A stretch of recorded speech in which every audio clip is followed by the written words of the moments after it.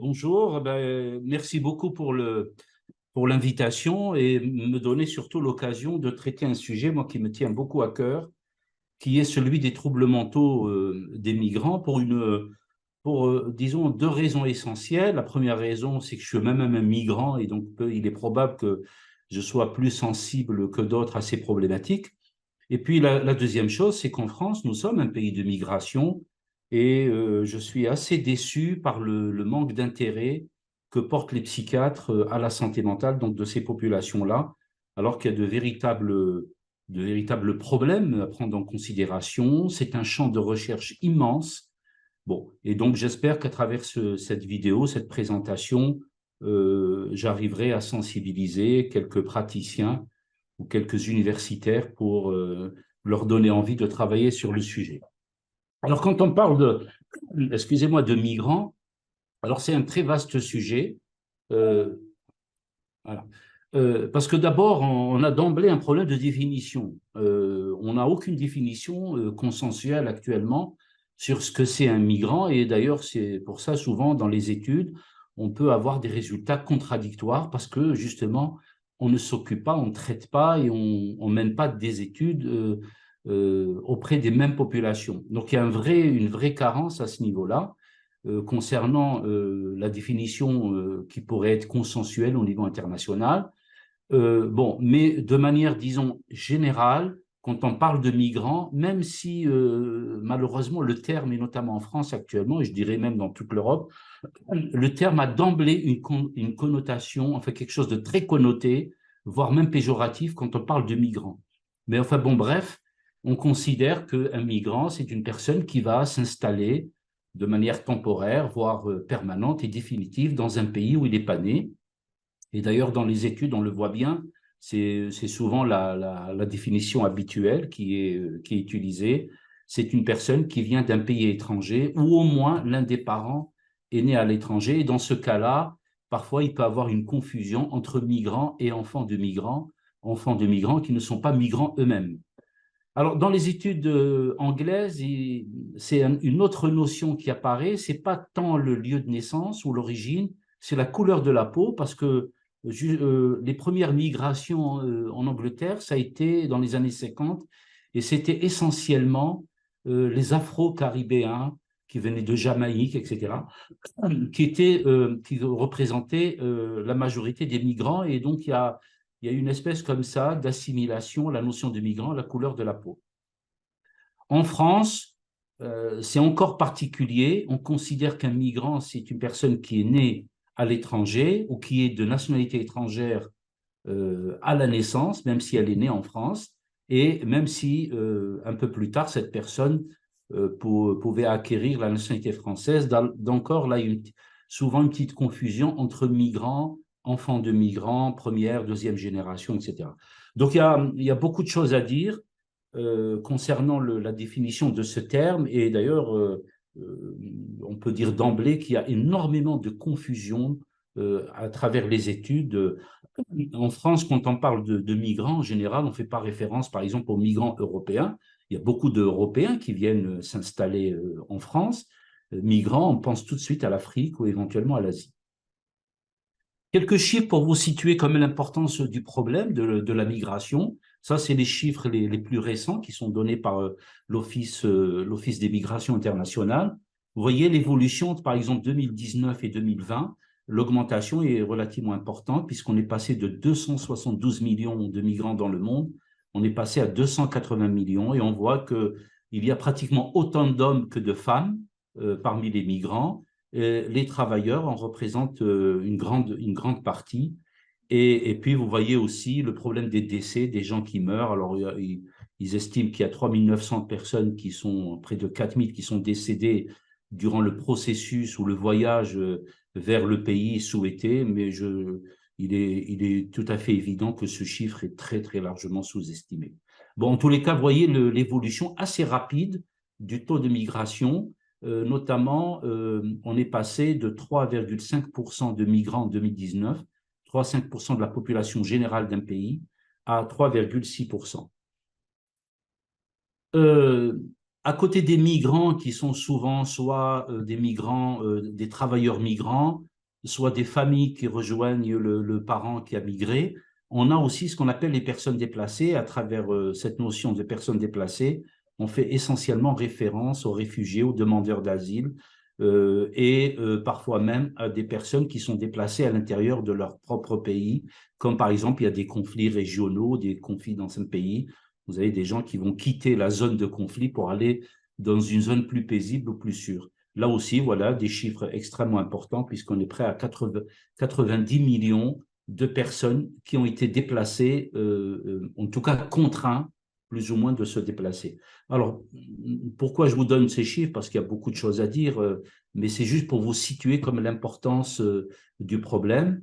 Et regardez d'ailleurs l'évolution des chiffres de migration entre 1970 à 2020. Vous voyez l'augmentation quand même assez conséquente, puisqu'on est passé de 84 millions de migrants à plus de 280 millions en 2020, et surtout le pourcentage que représentent les migrants au sein de la population mondiale, puisqu'on est passé de 2,3% à 3,6%, donc une augmentation constante. Alors, le chiffre en lui-même ne veut pas dire grand-chose dans la mesure où, de toute façon, il y a une augmentation de la population mondiale, mais c'est plutôt, à mon avis, le taux de migrants au sein d'une population mondiale qui serait plus intéressant à prendre en considération. Les pays de destination, ce n'est pas toujours ce que l'on croit. Alors, à gauche, vous avez les pays vers lesquels vont les migrants et à droite, les pays d'origine. Alors, vous voyez par exemple que le premier pays où s'installent les migrants, c'est les États-Unis, mais on a des tout petits pays qui sont aussi très concernés, comme le Koweït, la Jordanie, la Malaisie, etc. La France, disons que la France se situe dans une position intermédiaire, à peu près au même niveau que le Canada et l'Australie, enfin que quelques autres pays européens. Et puis, l'origine des migrants, vous voyez que le premier pays, c'est l'Inde, puisque c'est le pays, un des pays, ou si ce n'est le pays le plus peuplé au monde, mais vous avez d'autres pays comme le Mexique, la Russie, c'est étonnant, mais voilà, la Chine, etc., etc. Alors, dans ce graphe, on ne voit pas apparaître les pays africains parce que contrairement à ce qu'on dit, ce qu'on entend dans les médias et ce qu'on lit dans la presse, le gros des migrants ne vient pas des pays d'Afrique, mais des pays qui sont représentés ici sur le graphe de droite. Et ça, c'est également important parce que souvent, on a des préjugés, on a des idées extrêmement fausses parce qu'en raison quand même de l'amplification des choses qui sont faites à travers les médias, et ça nous donne un peu une distorsion dans la manière dont nous percevons justement ces flux migratoires. Là aussi, une carte qui va représenter ce qui est à mon avis aussi important, parce que ça donne une idée un peu plus précise de la proportion des migrants qui s'installent dans chacun des pays. Et plus la couleur bleue est sombre, plus le pourcentage des migrants est important au sein de ces pays-là. Donc, vous voyez que la France, on est dans une position relativement intermédiaire. En Europe, c'est essentiellement l'Allemagne, comme vous le voyez, mais vous avez beaucoup d'autres pays comme l'Arabie saoudite, etc., les États-Unis, où la proportion de migrants au sein de ces pays-là est extrêmement importante. Alors, je vais pas beaucoup parler de tout ce qui entoure le processus de migration. On sait très bien que c'est extrêmement compliqué de migrer, surtout actuellement, avec toute la situation politique, la situation économique en Europe, mais également en France, où les migrants sont perçus de manière extrêmement négative, voire avec une forme d'hostilité qui est parfois clairement affichée. Et donc, ce qui rend le processus de migration et d'installation, en tout cas en Europe et en France, quelque chose d'assez périlleux et très difficile et source de difficultés, pas seulement psychologiques, mais également physiques, extrêmement importantes. Et donc, ce processus difficile qui peut être très long, qui peut être source de danger, même dans une migration légale, hein, il ne faut pas croire que les migrants légaux ont la partie facile, même pour eux, c'est extrêmement compliqué. Mais en tout cas, tout cela génère des niveaux de souffrance, de stress, qui parfois sont extrêmement sévères et qui peuvent, comme vous pouvez l'imaginer, engendrer des problèmes de santé mentale, on en parlera, extrêmement importants.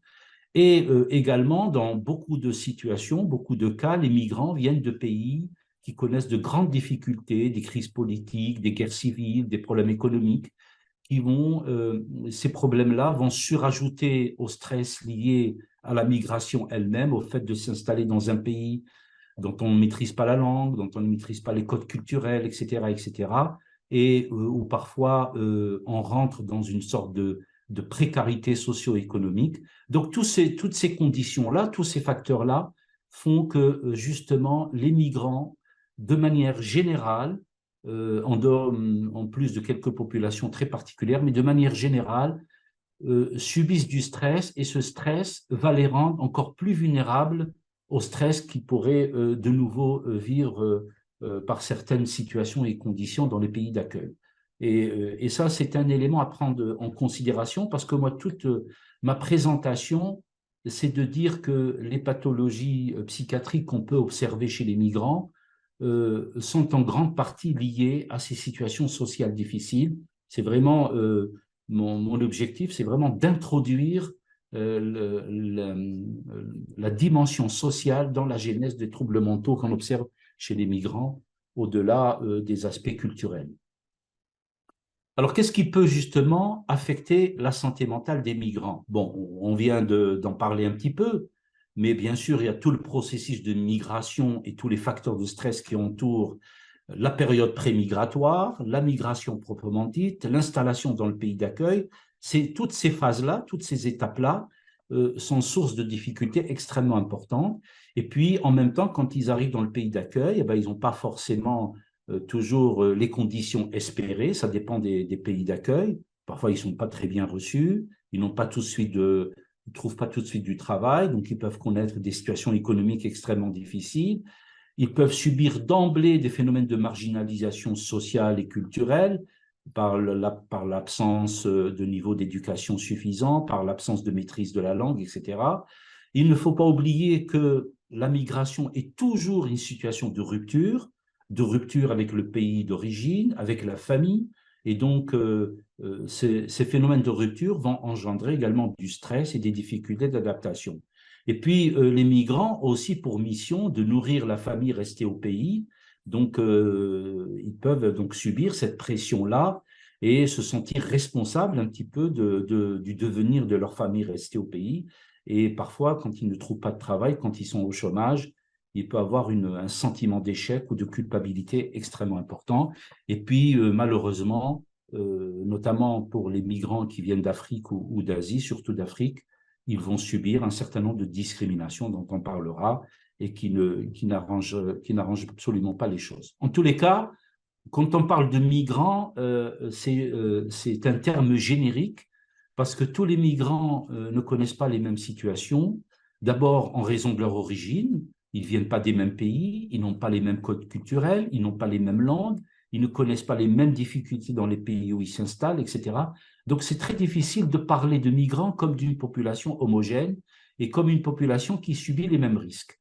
Bon, pour le moment, parce qu'on n'aura pas le temps de détailler et de voir groupe ethnique ou groupe social, enfin, les uns près des autres, donc on va essayer d'être un peu, de traiter le problème de manière générale, mais vous pensez bien que tous les migrants, en fonction de leur origine, ne vont pas connaître exactement les mêmes situations, et ça, c'est un élément important quand on veut faire de la prévention, justement, de ces difficultés-là chez les migrants.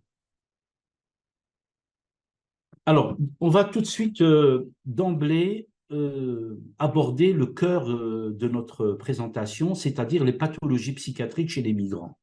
Alors, pour vous situer, vraiment être dans le vif du sujet d'emblée, regardez ce diagramme qui représente l'évolution de l'incidence de la schizophrénie et des autres troubles psychotiques en Angleterre entre 1950 et 2009. Donc, c'est une période relativement longue. Et qu'est-ce qu'on observe? Avec quelque chose d'extrêmement important qui va d'emblée nous mettre le doigt au cœur même du problème. Là, vous avez l'incidence tout à fait à gauche, vous avez des incidences de troubles qui est très élevée et qui concerne qui? Qui concerne essentiellement les populations de peau noire, c'est-à-dire les Noirs qui viennent essentiellement des pays comment dire, les Afro-Caribéens, Et vous voyez l'incidence extrêmement élevée par rapport à la ligne de base, qui est, elle, l'incidence chez les autochtones. Donc, vous voyez que le risque est multiplié de manière extrêmement importante. Au milieu, vous avez surtout les populations d'origine asiatique, les Indo-Pakistanais, mais également des autres pays d'Asie. Et là, vous avez essentiellement les populations blanches comme les populations d'origine irlandaise, etc. Et regardez la différence d'incidence d'emblée. Donc, le fait d'être noir, d'être migrant noir en Bretagne, augmente de manière considérable. Et vraiment, ce n'est pas une petite augmentation, ça multiplie par 3, par 4, par 5. On a vu des études qui montraient que le risque de développer un trouble psychotique chez les Afro-Caribéens pouvait être multiplié même par 10 par rapport aux autochtones. Et d'emblée, on est devant un problème, une espèce de mystère, de dire mais comment on peut expliquer de tels chiffres, c'est quoi les raisons et quels sont les facteurs qui contribuent à cette augmentation considérable. Alors, ça, c'est une première. Alors, je ne vais pas vous citer toutes les études, elles sont extrêmement nombreuses. Je vais juste vous montrer quelques revues de littérature ou quelques méta-analyses qui font confirmer c'est déjà cette première enquête. Une des premières méta-analyses qui s'est intéressée au sujet, elle date de 2005, c'est la méta-analyse de Cantor et de Selten, qui a repris à peu près une vingtaine d'études concernant la plupart des pays européens, sauf la France, bien entendu, mais également l'Australie. Et qu'est-ce qu'on observe dans cette méta-analyse? C'est que le risque de développer une schizophrénie, d'abord de manière générale chez les migrants, il est extrêmement élevé, mais un chiffre surprenant, c'est que dans la première génération, vous avez un risque de 2,7, mais ce qui est encore étonnant et encore plus mystérieux, c'est que ce chiffre est encore plus important, pratiquement le double, chez ceux de la deuxième génération, qui ne sont pas migrants eux-mêmes. Et là, d'emblée, va se poser un problème et se dire comment on peut expliquer ce chiffre-là.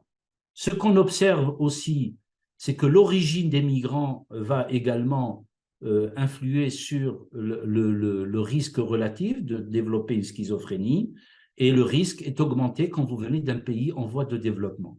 L'autre élément important à mettre en évidence dans le cadre de cette méta-analyse, c'est que la couleur de la peau est également importante.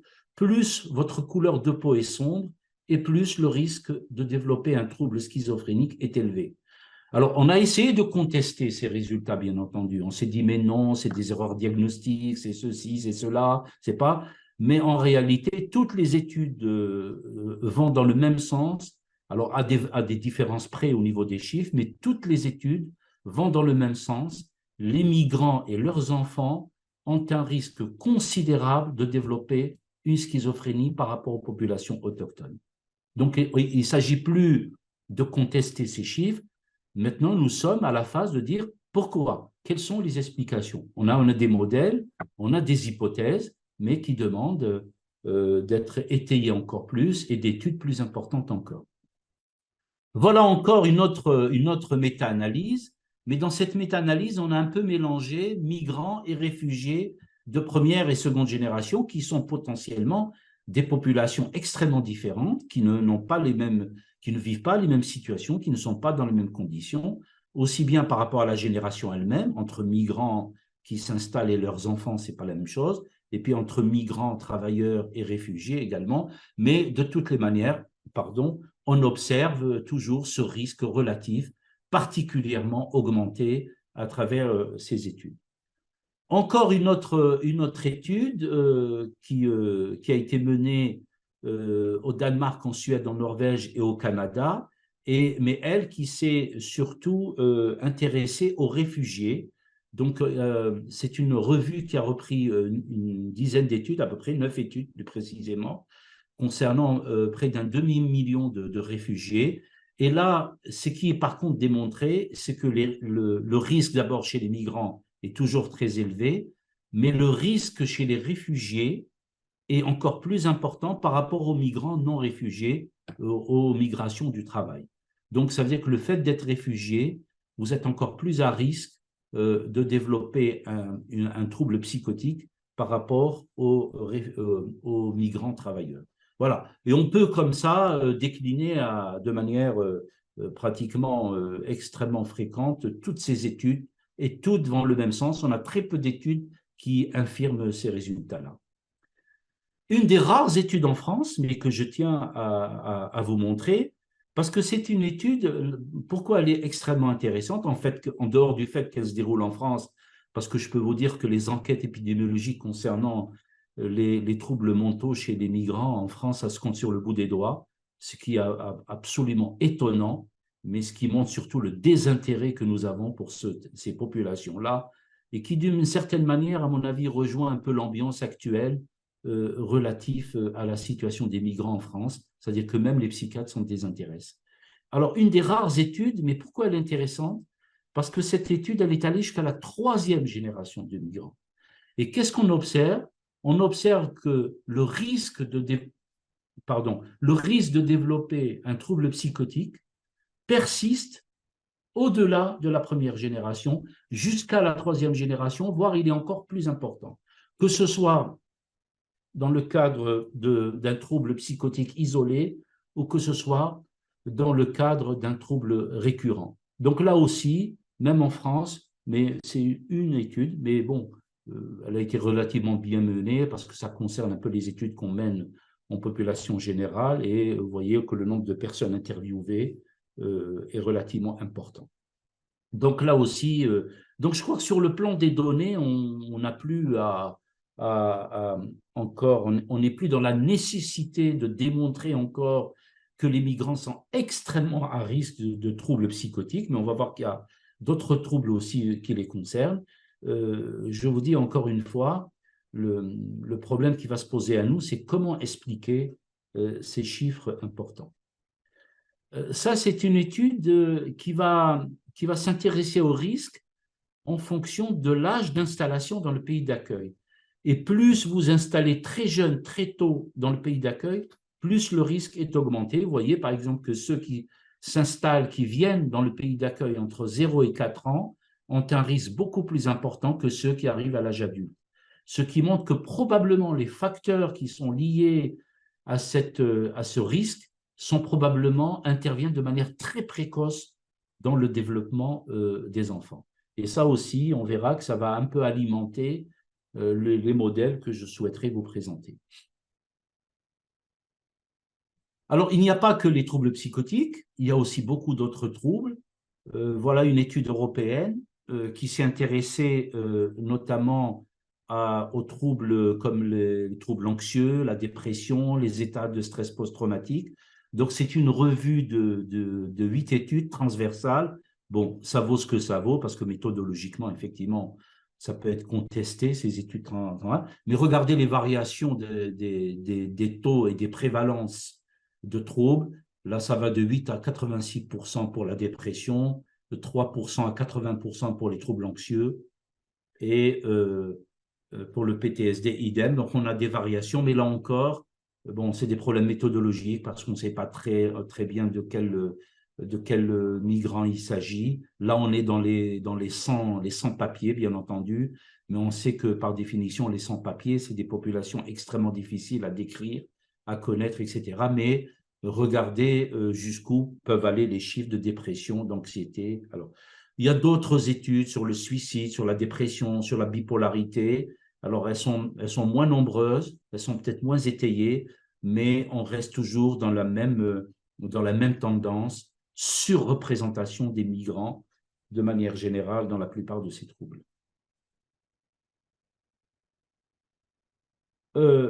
Si on veut rester dans les pathologies qu'on pourrait décrire ou considérer comme des pathologies neurodéveloppementales, comme l'est par exemple la schizophrénie, là aussi, quand on évoque ces troubles par rapport à la migration, on retrouve également les mêmes aspects, c'est-à-dire que les enfants de parents migrants sont beaucoup plus à risque de troubles du neurodéveloppement. Là, on a aussi plein d'études, je vais vous en citer quelques-unes.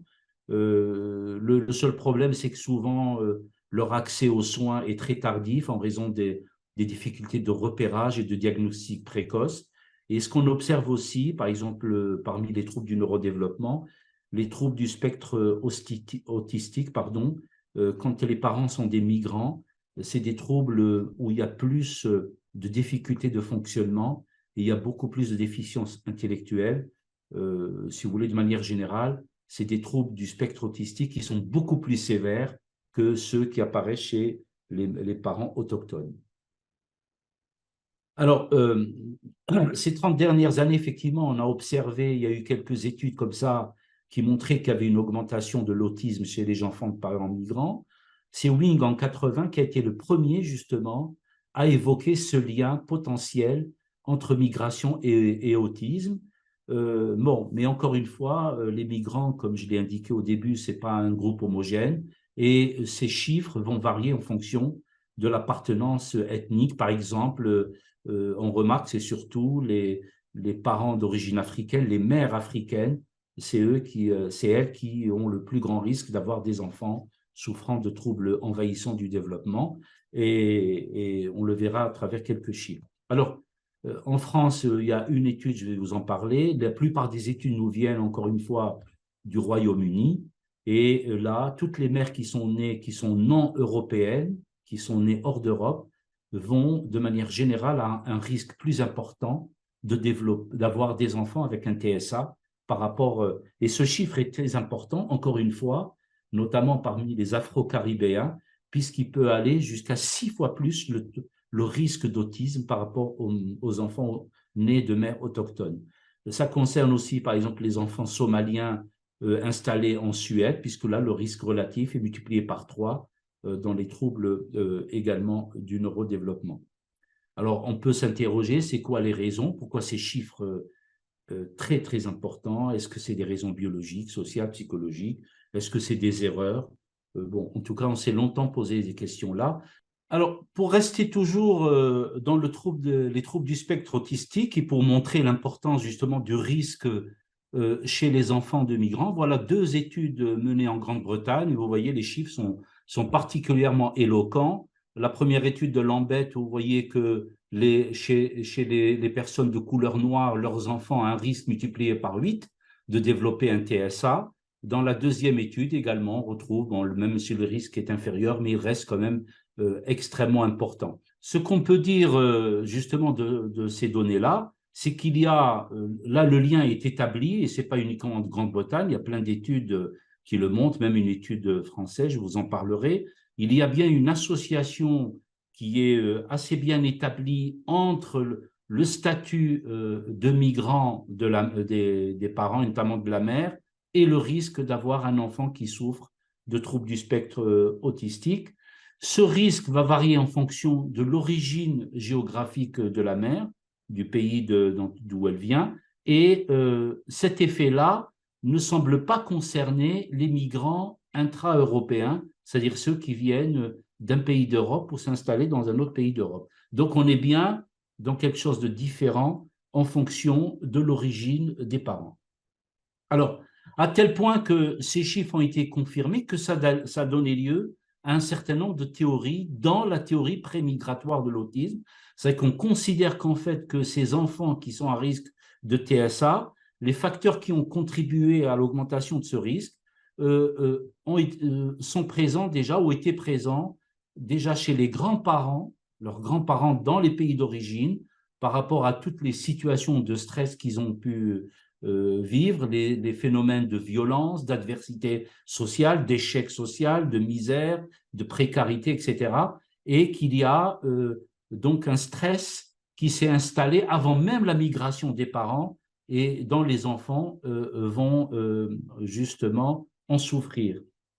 Donc, ça pose aussi un autre aspect dans les modèles éthiopathogéniques qu'on peut évoquer, c'est la notion de mémoire épigénétique dans les traumatismes. Pourquoi un stress subi par les grands-parents va se manifester chez les petits-enfants? Et donc, ça aussi, ça pose des problèmes au niveau des paradigmes, au niveau des modèles, des problèmes intéressants, mais également passionnants en termes de recherche.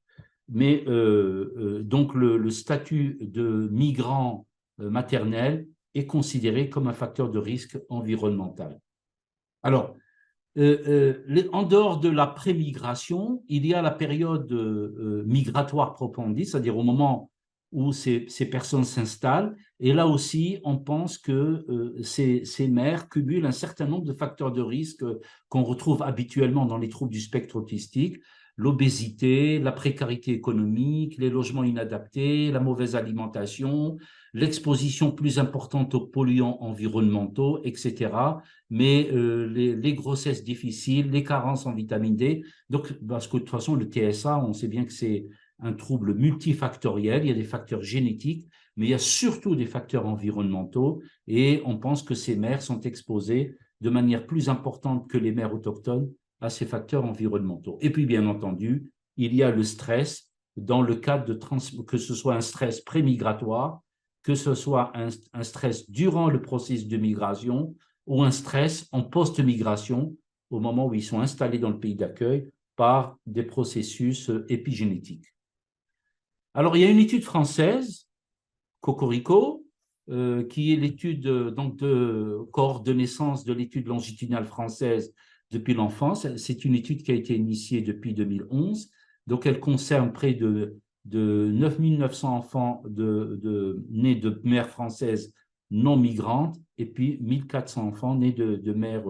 Et ce que montre cette étude, c'est que les enfants nés de mères migrantes sont beaucoup plus à risque de développer des troubles du neurodéveloppement. Après, bon, il faudrait peut-être aller un peu plus dans le détail sur quel trouble, etc. Mais en tous les cas, ce qui a été mis en avant pour expliquer cette importance des risques, c'est le rôle du stress maternel prénatal. Donc, le fait de parler des enfants, cela nous emmène à évoquer l'importance des événements précoces qui sont vécus dès l'enfance et qui peuvent donc augmenter les risques de développer ces troubles du neurodéveloppement et de manière générale les troubles psychiatriques.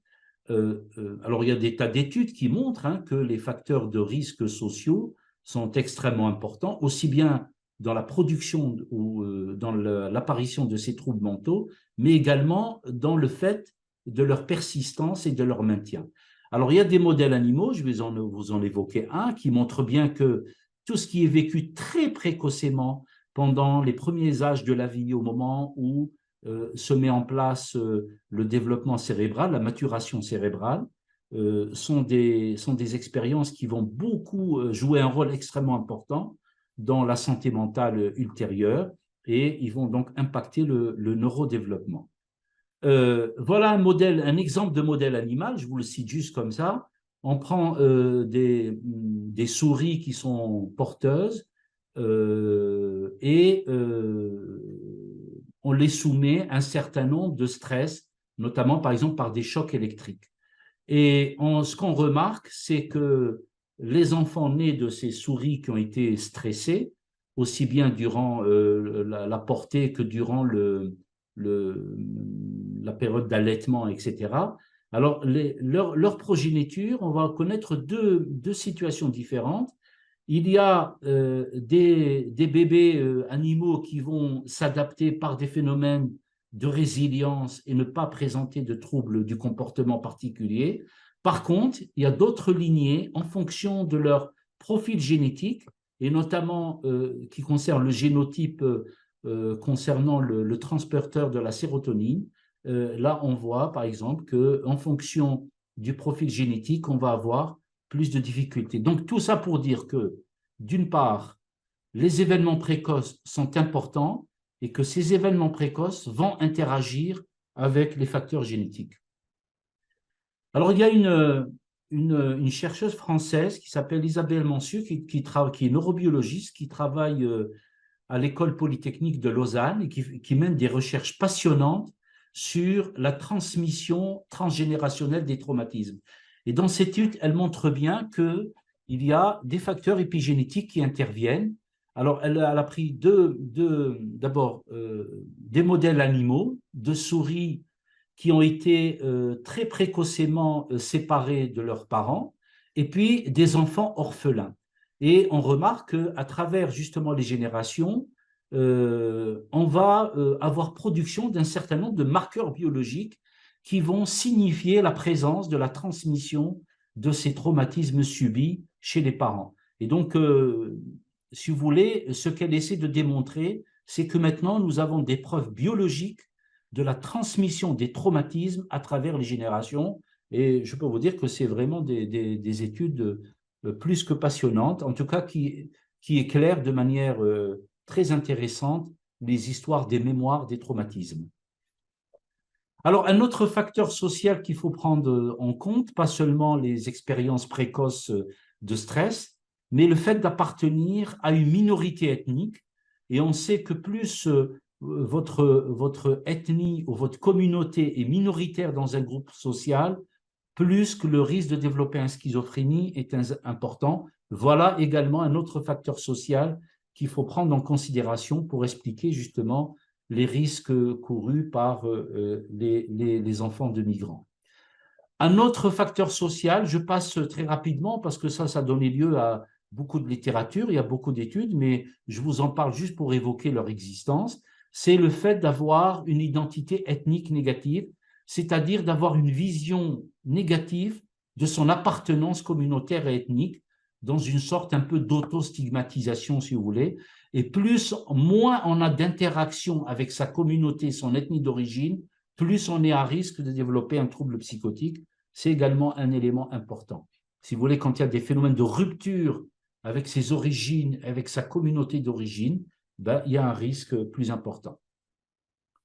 Et donc tout cela nous mène vers ce qui pourrait être un peu le socle des hypothèses sociales pour expliquer les troubles mentaux chez les migrants, c'est la notion de défaite sociale. La défaite sociale, c'est quoi? C'est tout simplement être en situation d'échec. Et cette situation d'échec, quand on est en échec par rapport à son éducation, par rapport à l'emploi, par rapport à un certain nombre de situations, cela vous expose à des situations répétées, justement, comment dire, des situations répétées qui vont générer de l'anxiété, voire jusqu'à le sentiment d'être persécuté, en tout cas de subir une menace permanente. Parce que ça vous marginalise, vous êtes en situation de difficulté d'adaptation. Et donc, la défaite sociale, cette notion de défaite sociale, on a d'ailleurs des modèles animaux de défaite sociale, va intervenir à différentes périodes du neurodéveloppement de l'enfance, à des périodes plus tardives. Alors voilà un peu une représentation un peu de ce que c'est le modèle de la défaite sociale. Donc vous avez un certain nombre de facteurs qui peuvent mener donc à ce sentiment d'échec social, les traumatismes, le fait de vivre en milieu urbain, le fait d'avoir une déficience mentale, d'avoir des troubles mentaux, la situation de migration, les phénomènes d'addiction, etc. Tout cela vous mène vers des situations d'échec, de difficultés sociales, et cette défaite sociale peut engendrer un certain nombre de troubles psychiatriques et notamment de schizophrénie quand il y a une vulnérabilité génétique associée. Donc on est vraiment dans ce qu'on appelle le modèle gène, l'interaction gène-environnement. Il y a une fragilité génétique, une vulnérabilité génétique, et quand cette vulnérabilité génétique rend compte des situations d'échec, de défaite sociale, de difficultés sociales, de stress social, ben, on peut donc supposer que c'est cela qui augmente le risque de développer des troubles mentaux. Et justement, les migrants et leurs enfants sont très souvent dans cette situation-là. Donc, c'est la théorie qui a été proposée, notamment par Selten, qui dit qu'effectivement, les migrants sont en situation d'échec et de défaite sociale, parce qu'ils vont connaître des facteurs de stress de manière plus sévère que les autres groupes sociaux, ils se sentent marginalisés, ils se sentent exclus, et tout cela, associé aux autres risques environnementaux, va donc augmenter ces situations de fragilité et provoquer donc des phénomènes de marginalisation, ce qu'on observe d'ailleurs actuellement, avec donc toujours le sentiment d'une expérience chronique, d'une position d'infériorité et d'une position d'exclusion sociale. Ça, c'est le vécu qu'on pourrait retrouver de manière générale chez les migrants. Je vais en parler un peu plus. puisque cela, j'ai repris un peu une notion qui a été développée par un sociologue français qui s'appelle Serge Pogam et qui est la notion de disqualification sociale. Donc, vous avez la notion de défaite sociale. Maintenant, c'est une autre notion qui nous vient des sciences, enfin des sciences sociales, c'est la disqualification sociale. Alors, qu'est-ce que c'est? C'est un processus tel que le décrit Serge Pogam, c'est un processus d'affaiblissement, de rupture des liens de l'individu à la société au sens de la perte de la protection et de la reconnaissance sociale. Serge Pogam a beaucoup travaillé chez les gens qui sont en situation de précarité sociale, pas forcément les migrants, c'est essentiellement les groupes sociaux qui étaient bénéficiaires à l'époque du RMI, etc., et qui étaient vraiment en situation de marginalisation. Et donc, c'est un processus par lequel certains individus ou certains groupes vont se sentir exclus ou marginalisés en raison de leur appartenance à des catégories sociales très fragilisées, très stigmatisées ou tout simplement discriminées. Et donc, la personne qui se sent disqualifiée sur le plan social va surtout subir le regard négatif qui est porté sur elle. Il y a des phénomènes de stigmatisation très négatifs qui vont également générer beaucoup de stress. Et cela, bien entendu, va engendrer la perte d'un certain nombre de droits sociaux et une forme d'injustice sociale, puisque quand on est exclu, quand on est marginalisé, on ne bénéficie pas des mêmes droits fondamentaux que les autres. Donc voilà un peu ce qu'entend Serge Pogam par ce concept de disqualification sociale. Et donc, quand on est disqualifié socialement, eh ben, on subit un certain nombre de conséquences. Ces conséquences, elles peuvent durer longtemps.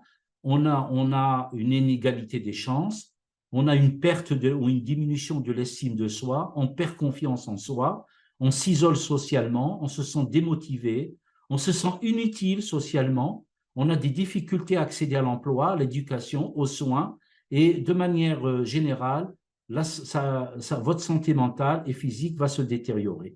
Et donc, pour Serge Pogam, les personnes qui sont dans des situations de disqualification sociale vont avoir un statut social spécifique qui est inférieur par rapport aux autres, qui est dévalorisé et qui va marquer profondément l'identité de ceux qui font l'expérience de la disqualification. Et à travers ces descriptions, excusez-moi, on voit très bien les similitudes qu'on peut faire avec la situation des migrants. Parce qu'on peut considérer aussi que les migrants sont en situation de disqualification sociale pour un certain nombre de raisons. Parce que d'abord, ils occupent une position... Excusez-moi, je vais boire.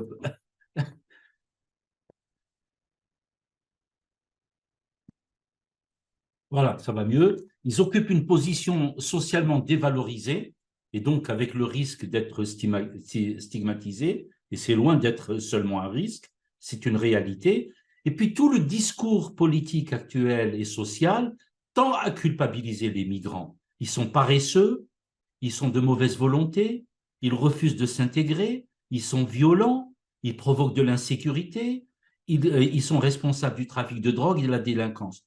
Tout le discours actuellement dominant reprend un peu ces thématiques-là, à tel point que les migrants sont devenus non pas un problème, mais sont devenus le problème.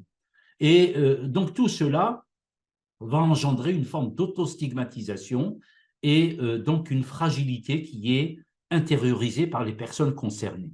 Et d'ailleurs, l'endroit même où ils habitent, la cité, qu'on appelle les banlieues ou les quartiers populaires, ces endroits même sont disqualifiants et elles-mêmes disqualifiées. La banlieue est disqualifiée et elle est disqualifiante. Le fait d'habiter une banlieue ou un quartier populaire vous disqualifie et le fait même de cohabiter avec les migrants, c'est un symbole de déclassement social et de marginalisation. Ce n'est pas du tout une promotion sociale, le fait d'habiter au milieu des migrants. Donc, voyez un peu toute la situation sociale pesante, source d'émotions négatives, de sentiments de marginalisation et d'exclusion que l'on peut subir quand on fait partie de ces communautés-là. Et donc, tout cela est à l'origine d'un grand malaise social, avec l'angoisse de l'échec, des sentiments d'humiliation, des attitudes de repli ou de distanciation. Et donc, comme disait Robert Castel, par rapport aux jeunes, la problématique qu'affrontent ces jeunes n'est pas d'être en dehors de la société, mais pour autant, ils ne sont pas dedans. Aucune place reconnue et pour beaucoup, peu de chances d'obtenir. Ils sont dans un entre-deux, une espèce de no man's land. Ils ne sont pas citoyens français à part entière, mais en même temps, ils ne sont pas complètement dehors. Donc voilà la situation un peu schizophrénique dans laquelle peuvent se sentir la plupart des jeunes issus de l'immigration. Et donc on le voit bien à travers les débats de société actuels qui sont particulièrement stigmatisants de ces populations, le débat sur le communautarisme, l'intégration, sur l'islam, les récents événements, là tout récent qu'on vient de connaître. Dans ce contexte, le migrant qui est originaire du monde arabo-musulman ou africain, de manière générale, est investi de tous les dangers. Et donc, il y a tout un débat sur les modèles d'intégration. Est-ce qu'on doit intégrer? Est-ce qu'on doit assimiler? Est-ce qu'on doit plutôt aller vers le multiculturalisme? Bon, de tout cela, il en découle une chose qui paraît actuellement manifeste, c'est que le fait d'être différent, ça fonctionne comme un stigmate. On n'a plus le droit d'être différent. Et c'est même vécu de manière très négative. Un autre, un autre, un autre concept qui nous vient également de la sociologie, c'est le processus de désaffiliation sociale qu'a décrit donc le sociologue français Robert Castel, et qui lui va plutôt, ou qui est basé sur une rupture des liens. Donc il y a vraiment un phénomène d'isolement et de rupture par rapport au reste de la société dans des processus d'exclusion sociale. La désaffiliation concerne un univers dans lequel, tel que le décrit Robert Castel, dans lequel l'individu est fortement fragilisé, il perd des repères, il est au bord de la rupture, marqué par le chômage, il n'y a pas de travail, puisque le travail, c'est un des facteurs majeurs d'intégration sociale, et une forme avérée d'isolement par l'exclusion, la marginalisation. Donc on retrouve trois concepts extrêmement importants qui nous viennent de la sociologie et qui, de mon point de vue, doivent être utilisés dans le cadre de la recherche en psychiatrie pour expliquer ou éclairer les troubles mentaux chez les migrants et leur fréquence. Il y a la défaite sociale qui est une situation d'échec, on perd son statut social et économique. Il y a la disqualification sociale qui mène à l'exclusion et à la marginalisation. Et il y a la désaffiliation sociale qui se concentre plutôt sur la rupture ou en tout cas l'absence ou le manque de liens sociaux significatifs et efficaces. Voilà ces trois notions qui pourraient être utilisées parce que pendant longtemps, si vous voulez, en France, on a eu une lecture culturaliste des troubles mentaux chez les migrants, c'est-à-dire qu'on a toujours essayé d'expliquer ces troubles-là par des aspects culturels ou transculturels en pointant du doigt le fait que les migrants culturellement ont du mal à s'adapter. Et tout cela, toute cette littérature immense qu'on appelle la littérature ethnopsychiatrique, c'est faite au détriment des aspects sociaux et socio-économiques des migrants. Alors que les facteurs sociaux, comme on le voit, jouent un rôle encore plus important que les aspects culturels. Donc tout cela va nous mener, pour terminer, vers des voies de recherche qu'on pourrait appeler les neurosciences sociales. C'est-à-dire on doit tenir compte aussi bien des aspects neurobiologiques et des neurosciences biologiques, mais on doit tenir compte aussi de l'importance des facteurs sociaux. Et si vous voulez, un peu, le fait de s'intéresser aux migrants donne un éclairage encore plus général sur l'importance des facteurs sociaux dans la genèse des troubles mentaux.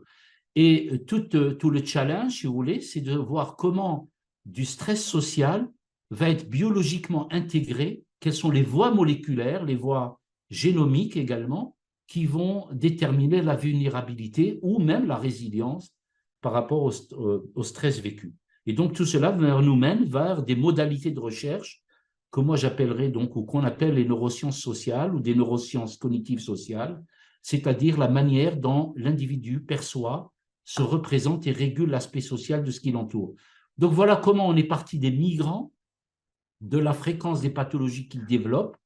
On a mis en évidence l'importance des facteurs sociaux qu'ils subissent et du stress social pour finalement arriver à des modèles beaucoup plus généraux. Si vous voulez, c'est les migrants qui vont alimenter ces modèles généraux pour embrasser un petit peu l'ensemble des pathologies psychiatriques et leurs liens avec les facteurs sociaux. Je vous remercie.